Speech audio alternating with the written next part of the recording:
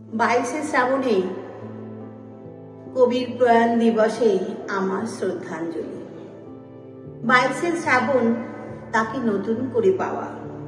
মৃত্যু যেদিন বলবে যাব, প্রভাত হলো তোমার রাতে, নিভিয়ে যাব তোমার ঘরের চন্দ্র সূর্য দুটো বাতি। আমরা দোহে ঘেঁষাঘেঁষি চিরকালের প্রতিবেশী, বন্ধু ভাবে কণ্ঠে সে মোর জড়ায়ে দেবে বাহু পাশ।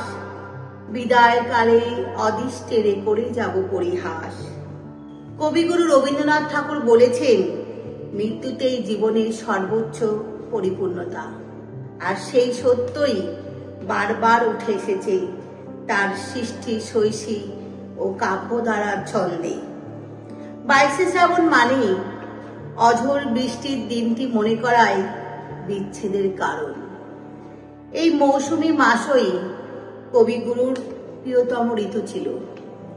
বিরহের কাল বর্ষাকে নিয়ে কবিগুরু রবীন্দ্রনাথ ঠাকুরের ছিল অদ্ভুত অনুভূতি।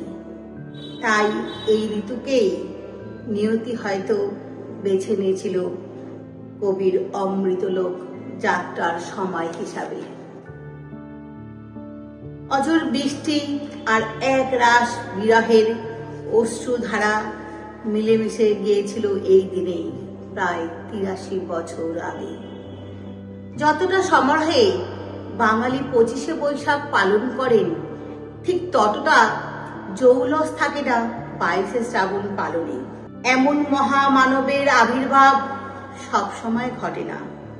তাই কবির আপন তীর্থ শান্তিনিকেতন ছাড়াও বিভিন্ন স্থানে বর্ণাঢ্য অনুষ্ঠানের মাধ্যমে মহাপ্রয়াণের স্মৃতি রোমন্থন করে বাঙালি। তাই ওনার প্রয়াণ দিবসে কবি দেবব্রত দত্তের কবিতা 22শে শ্রাবণ। বৃক্ষ সমান উচ্চ তুমি, শীতল তোমার ছায়া, সূর্য সমান কিরণ তুমি, চন্দ্র আলোক মায়া। 7 সমুদ্রের ঢেউ তো তুমি, সপ্ত সুরের বীণে। 7 রঙেতে স্বপ্ন দেখাও ঘুম ভাঙানোর দিনে। নীল আকাশের শান্তি তুমি, বিষদ ভরা মনে। সকাতরে হৃদ মাঝারে 22শে শ্রাবণে।